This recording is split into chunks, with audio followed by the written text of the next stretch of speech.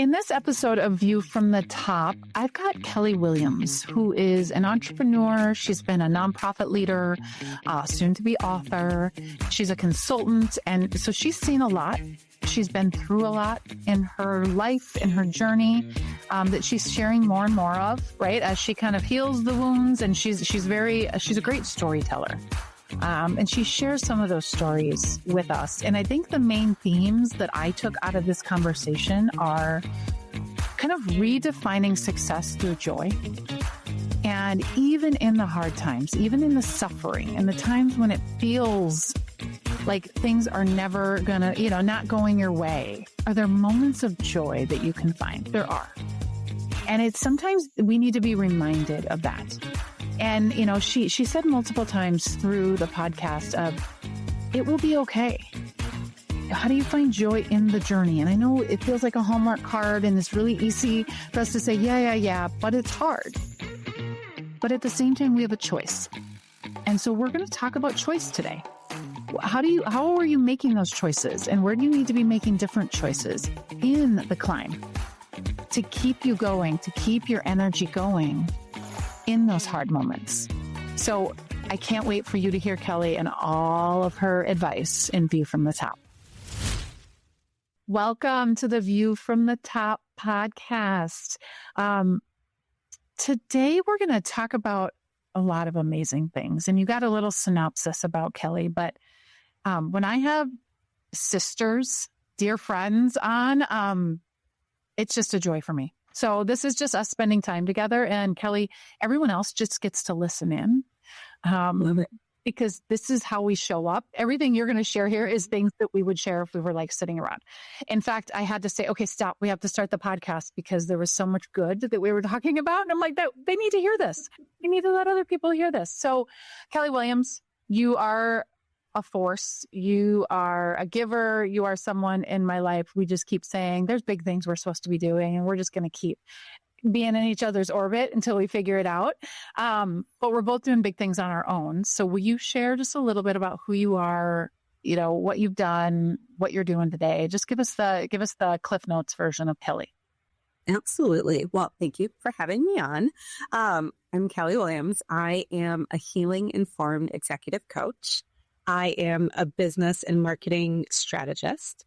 And I also am the storyteller. And so when I think about storytelling, that's really sharing my stories and sharing stories of powerful people, usually women. I have a slight bias that way, to motivate and inspire the next generation. And so that comes to life as an adjunct professor. It comes to life for me on stages and in workshops. But also I'm working on my first book, which is a love letter to the next generation of women in business. So beautiful. And I want to set this up because we had this quick conversation before we started recording on this idea. And I just read last night, this idea of, when we talk about the climb and we talk about, right, the obstacles, and it's a grind. It's tough at times, right? We go through those moments, and you go from suffering to wisdom to service is what the book said, right? And that idea of you have to go through suffering to build wisdom. And once you've processed the wisdom, meaning you really understand your own story, then you can be of service. And I think that's what you're talking about. Through all of your mechanisms, you're being of service to others by vulnerably sharing your story as a storyteller. Yeah. I love having it said that way. I don't think I've ever been able to articulate it that way, but that's exactly right. It's creating those connections of my story may not be your story, but having the clear understanding that someone else has a journey, has had trials and tribulations, and has been able to accomplish or had setbacks and continue to move forward. Right. That's the moving from wisdom into service, is sharing those experiences. And I don't think enough of us as leaders do that, which it's the whole purpose of the podcast, is because I think when people can hear, right, they can see the Kelli Williams or the Jaime Taets on social media and awards, and right, it's great. But if they don't know everything else that we've overcome or that we've faced, or it's hard for them to stay inspired to do their own thing, right? To keep climbing the mountain. So Kelli, I want you to share, I think it's really easy to see the highlight reel the awards and the things and the stages and the, everything that looks really glamorous. What's something that people wouldn't know about your journey that they'd be like, wow, like she's been through hard stuff too, or like, that maybe isn't out there as much? Yeah. Something that I have realized as I've been in this process of writing a book is I've always thought of myself as an open book. I always think of myself as a person that shares all of my stories. And this process that I've gone through with my writing coach has had me unpacking stories for myself that I think I had pushed down. I talk a lot about, and what's out there and people know about me is I was a teenage mom, and that was hard. I tell the story of being laid off when I was 8 months pregnant with my daughter and what I learned through that process. I've told stories of being a global chief marketing officer and having my boss swear at me and resigning the next day. But what I haven't really shared is I'm a domestic abuse survivor. And that has impacted who I am, how I show up, and who I trust and who I don't. It's very much the fight, flight, or freeze mentality that's always with me. Right. Thank you for sharing that. And because I think that's going to help someone else that's in it or is also healing from that so much. I just had this conversation this weekend.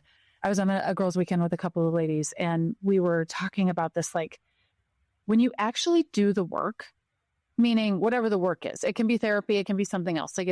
When you do the work, you start to see themes that were totally disconnected in how you show up. And you couldn't always drill them back to a trauma, right? Or to something that you survived.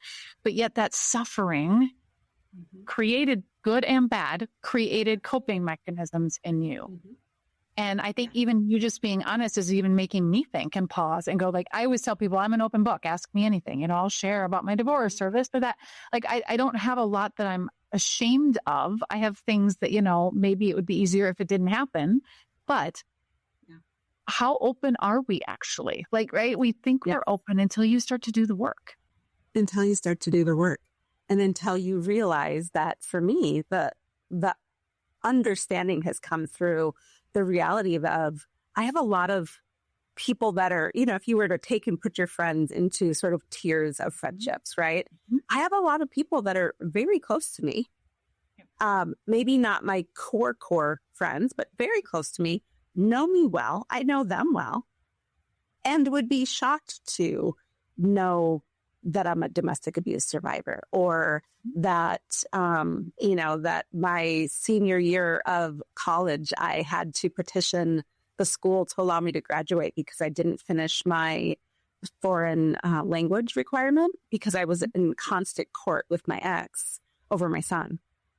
And I just couldn't finish that class. And I didn't want to go to school for another semester. I mean, just these micro things that have taught me a lot over the years, right? How to advocate for myself, how to stand up to authority, how to make a really solid business case, and how to still do the work. Because what I did was I went back and I still felt like I cheated. And so I still went back and took that class after I graduated.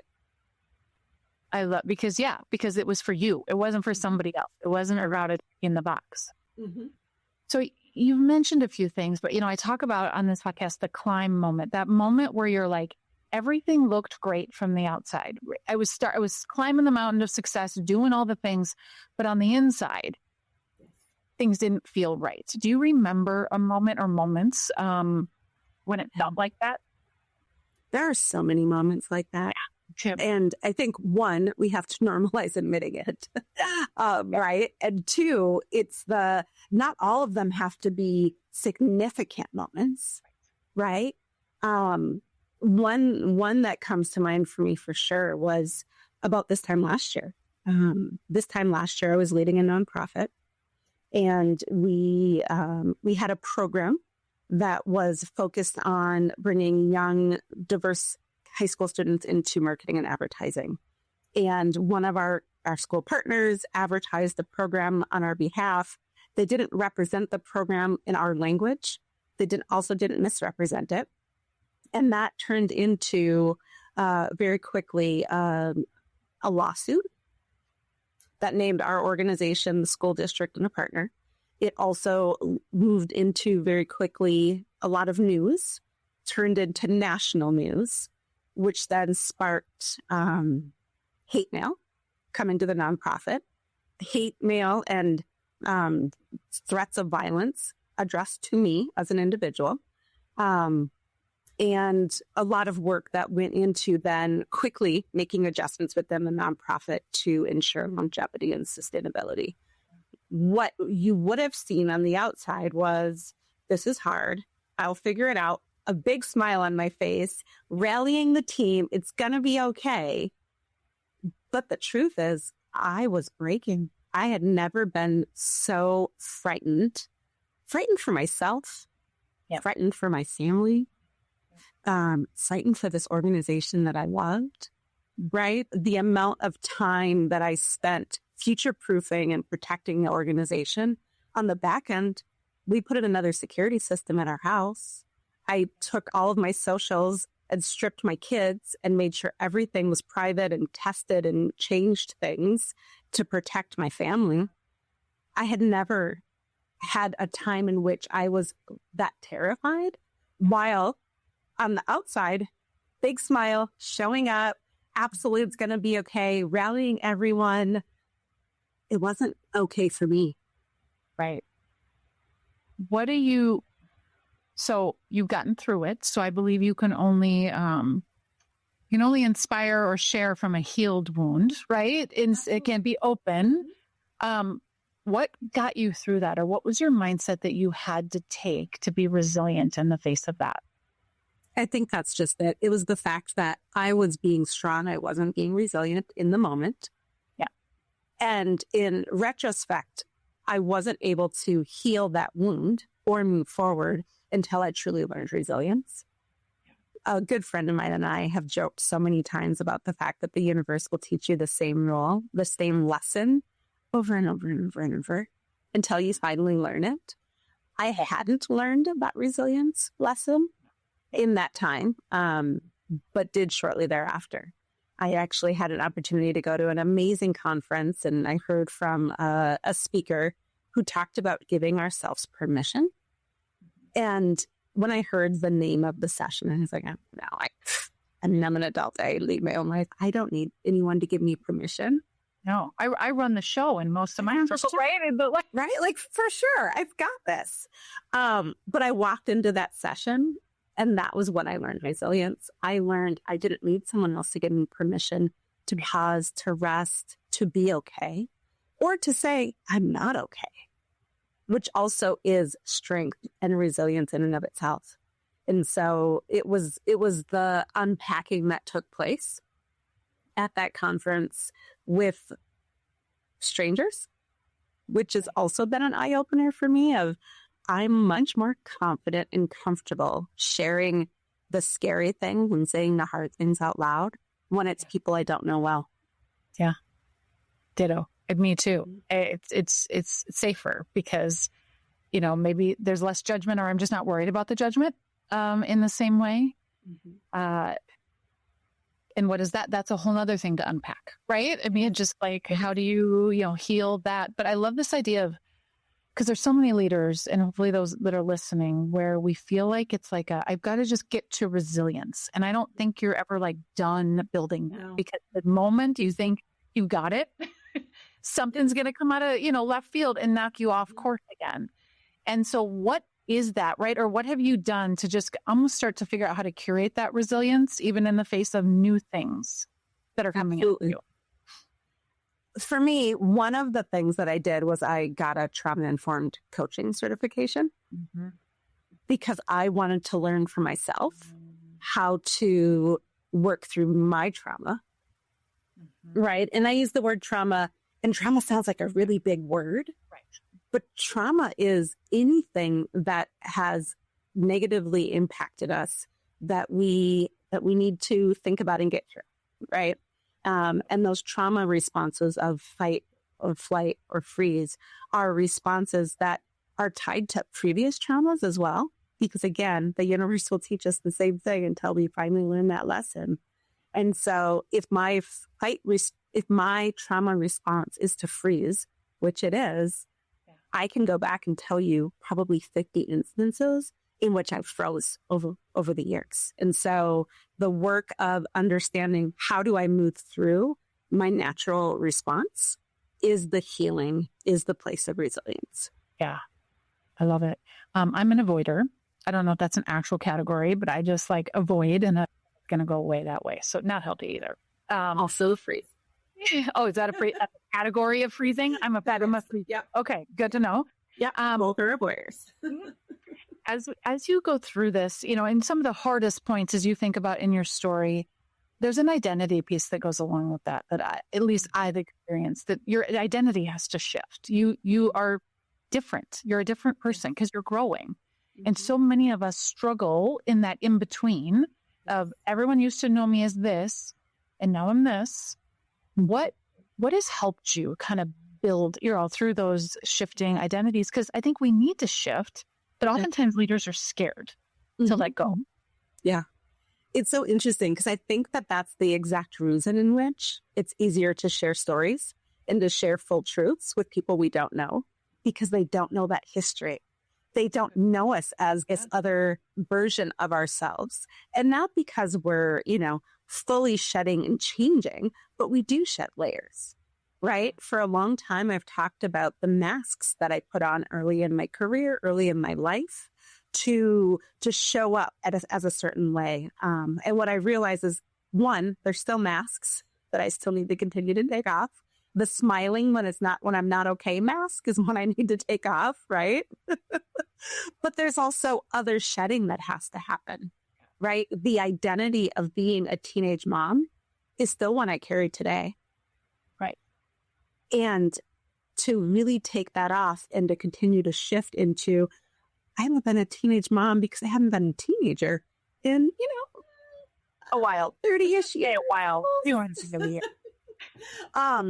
Is an identity that I have to continue to evolve from, right? The identity of being a nonprofit leader is one I have to evolve from, as I'm no longer a nonprofit leader, right? I do very different work. There's all of these different identities, some personal, some professional, but all of our identities make up who we are, right? And how we show up in the world and how we show up authentically as the version of ourselves we are today. Yeah. But how am I doing it? Not perfectly like me. Not perfectly, funny enough. My coach actually gave me that advice, just even as my identity as a founder and a business owner changes, right? My team is doing so much more and I'm stepping aside and I'm great with it. But at the same time, I'm like, who am I then? Yes. If I'm not that? Yeah. Because that's what everyone knew me as. And that's and what she said is, you'll always be a founder. Even when you don't own the business anymore, you still get to be a founder, right? Or you still get to be. So it was like, oh yeah. Like I don't have to just get rid of it because the circumstances change, but I also don't have to have it be the present forward, the way I show up if it's no longer the one I want to project. That's exactly right. So, but it's hard. It's very different. What is one belief or mindset that you've had to unlearn? Right. Or, maybe, and we both have talked about in the past, you're handed some beliefs when you grow up in the Midwest and the way you grow up, right. Or, out of love. But is there anything you had to shift or unlearn to become and kind of beyond this path that you're on now? Absolutely. I grew up in a house of guilt, and not on purpose. It was just sort of innate, inherent in our family and in our extended family, this belief of, if you didn't do something perfectly, you should feel guilty. If you can't do something, right, because I can't actually physically be in two places at the same time, I should feel guilty about the thing that I can't do. And I should apologize about it until you feel okay about me letting you down because I feel guilty. And the amount of guilt that I have carried throughout my life and desire to never let anyone down and to apologize almost before being is something that I've had to learn to shed. Yeah. And so selfish was my word of 2025. I'm actually continuing it into 2026 because 2025 threw me some curveballs. I didn't work on it quite as much as I would like to. But it's because of, I wanted to redefine my relationship with that word. Because it's true. Like I grew up in a people pleaser, like we want everybody to be happy and to agree and I've operated, and it's exhausting at this point to operate in that way because there's no one, I mean, look at our world. No one's ever going to agree exactly or think that we are, right, doing the right things all the time. And so we're subscribed to something that doesn't exist. Correct. That idea of perfection. How do you describe, or how would you say what success is now versus then? And then can be any time along, like, how do you define success now at this point? Yeah, that's such a good question because I think it's one that we should ask ourselves regularly, right? Success when I was younger was a certain dollar amount. Success was a certain level or job title.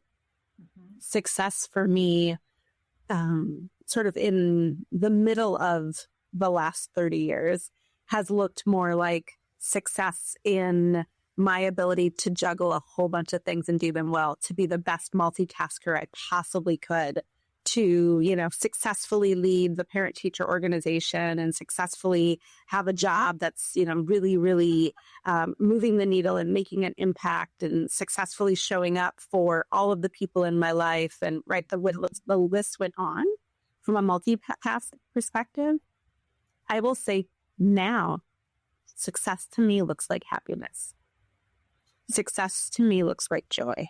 And it's following the joy and doing the things that bring me joy and interest. It's also about bringing joy into other people's lives. I think one of my greatest superpowers is being a strong connector and creating real connections between people and being able to say, oh, I think you would benefit from this. And I happen to have the opportunity to make those connections.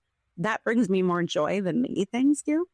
And so being able to put joy into the world is how joy comes back to me. And that is success. I love it. I'm reading this book called The Second Mountain.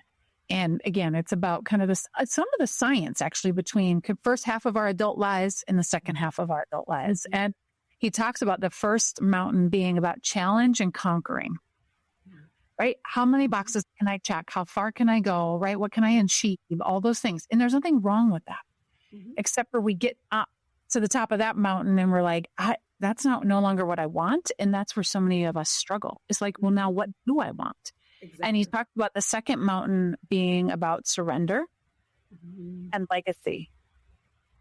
Like really, like what matters to me. And so it's the presence, right? And being in it because I spent so many years just like conquering. And that word is like really interesting, right? And how do you soften that, right? Have that second mountain feel softer based on those words, but it doesn't mean it's any less driven. Absolutely. And it also feels like it's tied back to that resilience conversation of just being really strong and getting through versus the resilience of knowing resilience can be being softer. Yeah. Resilience also can be understanding when I'm tired and actually this isn't my fight any longer. This isn't my work any longer, or I just need a rest from it. And then I'm ready to come back, but not pushing through when you're tired, literally or figuratively. And that is something none of us have as leaders, everyone taught. There's no playbook for that, right? For managing your own energy. What do you do during these climbs, right? During these maybe top parts, what do you do to maintain physical, emotional, spiritual, mental, like all of those? What are some of your habits? Yeah. I would say a few. One, I really, really love to take 5 minutes when I feel overwhelmed by something I'm working on, or I'll send a message and say I'm going to be 5 minutes late, and I'll just go and walk. If I'm working from home like I am today, I'll walk around my house. If it's nice outside, I'll walk around the block. If I'm in an office, I'll walk around. I just take 5 minutes to have a movement break, right? The story I shared about the situation a year ago, I was clocking about 1,000 steps a day on my Apple Watch because I wasn't moving. I was so into fixing everything, figuring everything out. I was so stressed and I just needed to get up and move my body, which also was a way of reinforcing back to my body, that I was okay and it would be okay. Whereas when I was locked in and I was tense, I was letting my body know that we were in a place where we needed to figure out if we were going to fight, flight, or freeze. Yes. So that's been a big one. I also have a morning mantra that I read to myself every morning just to get myself moving. I read this mantra to myself and then I do a personal check-in. How am I feeling? And it's a literal, like, how am I feeling? How do I feel emotionally? How's my body feeling, right? I'm a little closer to middle age. And so, like, does my hip feel good today? Does it not, right? Like, seriously, how am I feeling? Do I feel any tension that I need to breathe into? So that check-in with myself. And none of these are long things that I do, right? A 5-minute walk, a morning check-in that takes me 5 minutes. I also do breathing exercises. I'll do a quick where I'll breathe in and then I'll tighten myself and then I let it go. And I'll do that 2 or 3 times. And that has been incredible for me.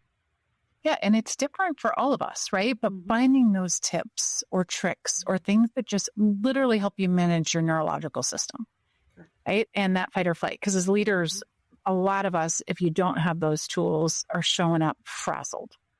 Right? That's the energy we're bringing to the work. And being okay with saying, one thing I've really realized is, they talk about like productivity and different people have different times of the day, right? Some people are really productive at night. Some are in the morning. Mine is 8 to 11. If I want to do anything creative, thinking, anything, right, that needs energy, it's in the morning. Yeah. It's harder for me to do the really heavy thinking or brainstorming or visioning in an afternoon. And so about 2:00, I'm like, okay, nothing really major. I can do admin stuff. It works, right? And then I usually get a little bit of between 7 and 9, some nights, if I'm not too tired, I get a little bit of a burst. And every now and then I'll feel like Saturday mornings are a big one for me. I'll tend to get a little bit of a burst of creativity on Saturday mornings. And so I've just stopped apologizing for the fact that I'm like, no meetings after 4 because I am worthless after 4:00. Yes. And it's, and at first I was like, God, it just feels lazy. Like I should do more work. Like, no, I'm not doing good work anyway. Correct. So, right. But not apologizing for that. And I think a lot of us as leaders need to figure out, right, what those guardrails are. Which is resilience. Yeah, that's a really good point. It is. Yeah. It's a small form, like you said, resilience isn't this like huge thing. It's those moments. It is. It is taking care of yourself. Yeah. What's something you wish you knew? I call it at base camp before the climb, right? Before this, like that you wish someone had told you for the leaders that are listening. Gosh, I wish that someone had told me it would be okay. I feel like I spent so much of my life trying to figure out how to make it okay.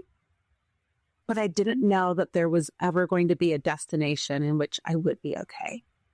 And the reality is, spoiler alert, there's not a final destination, but there are these micro destinations of okayness. The things that I worried about last year are very much solved for and are okay today. The things I worried about 10 years ago, right? You could go back, and all of those things ended up being okay. They may not have worked out the way I wanted them to, right?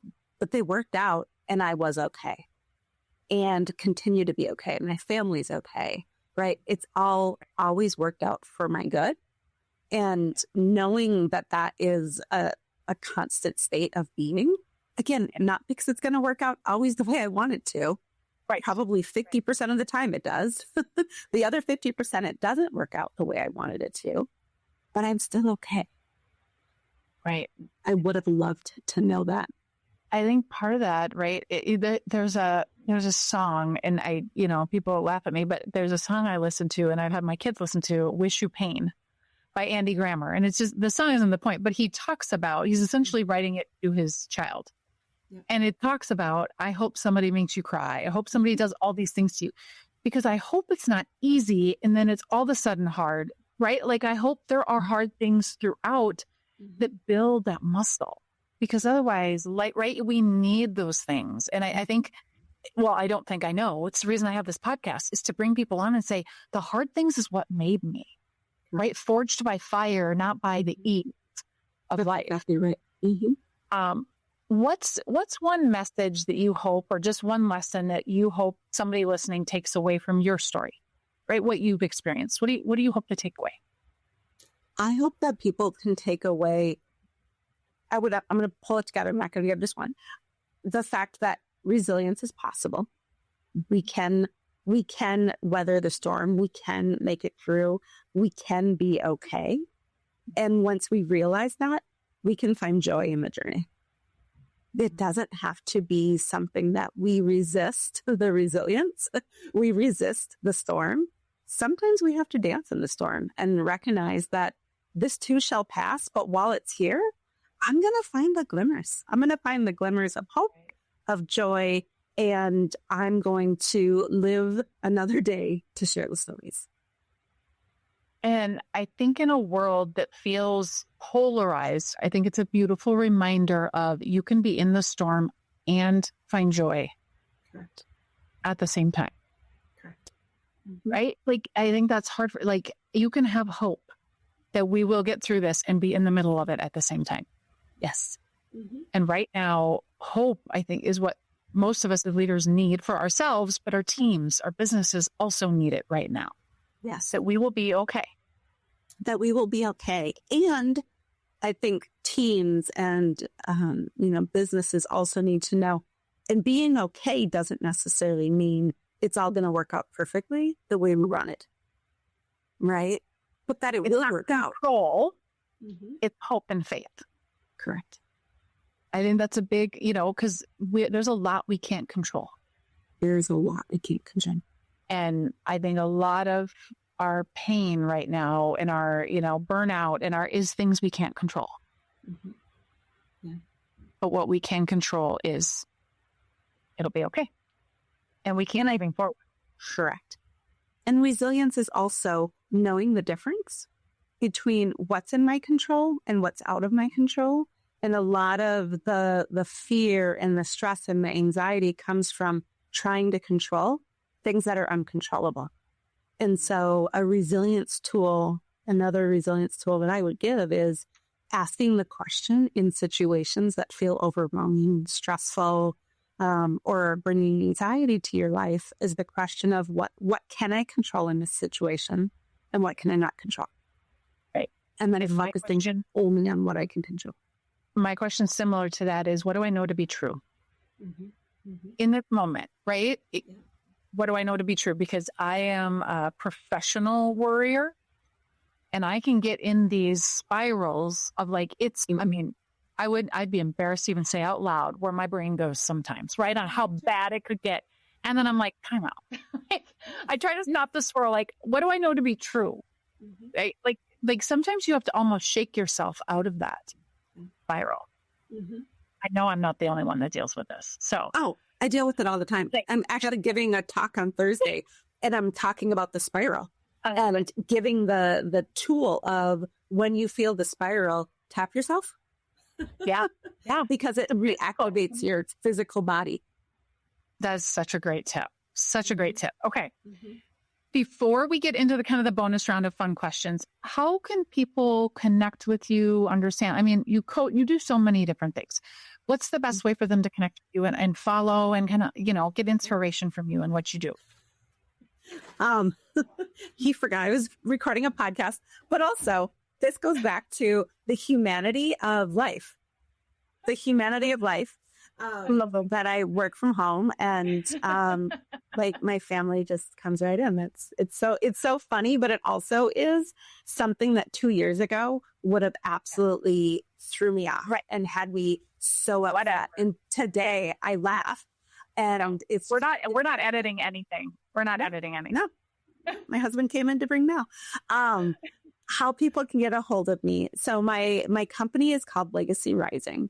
And it's all about living in our very real living legacy, right? And rising is because we're rising into it. It's not a destination that we're going to reach, but we're going to continue to live in our living legacy and rise to the best version of ourselves we can be.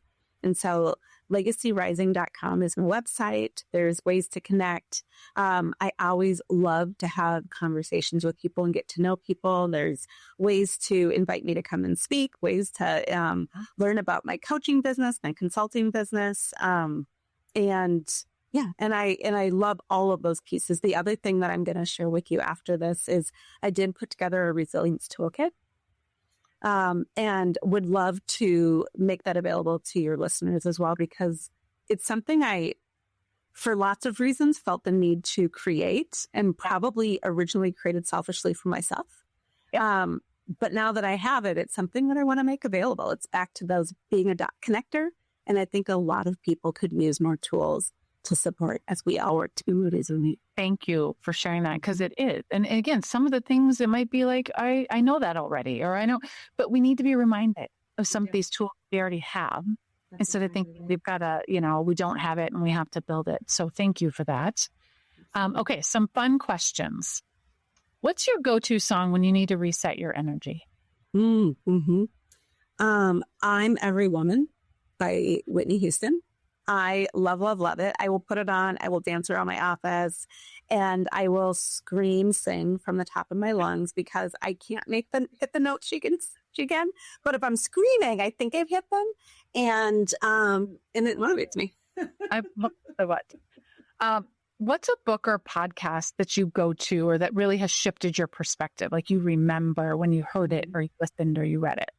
I love the Optimist podcast. And so for me, it's one of my resilience tools is anytime I'm consuming negative content, something that upsets my spirit, I have to offset with the same amount of time of something positive. So I'll listen to the Optimist podcast and the guests that come on and talk about the ways that they don't use these words, but decide to find joy.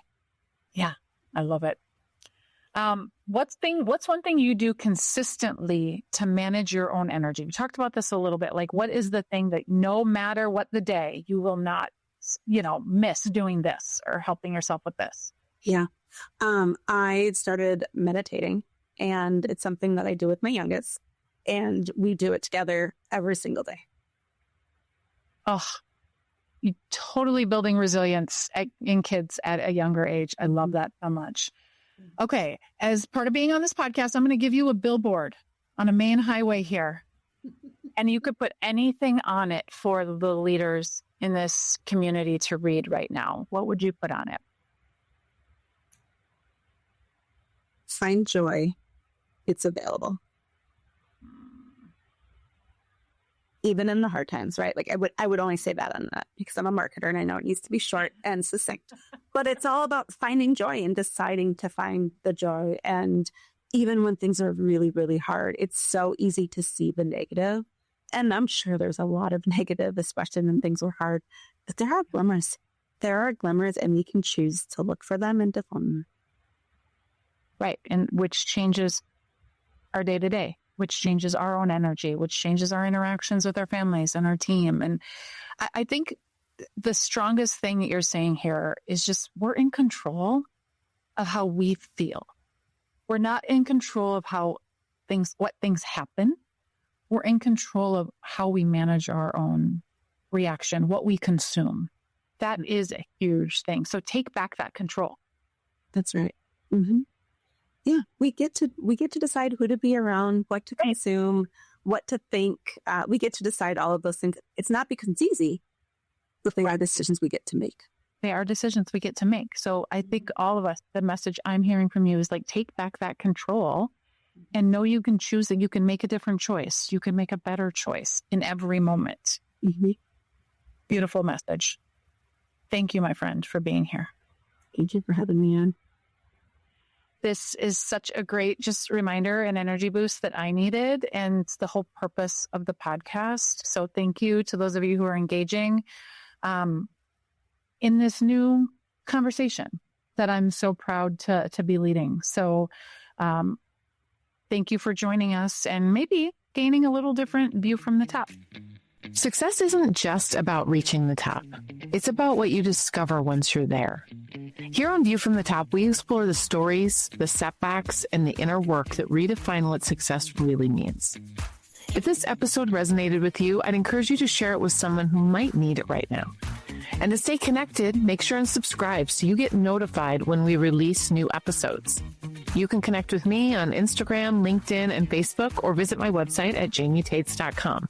All of the links are in the show notes. Thank you for listening to View from the Top. We'll see you at the top and beyond.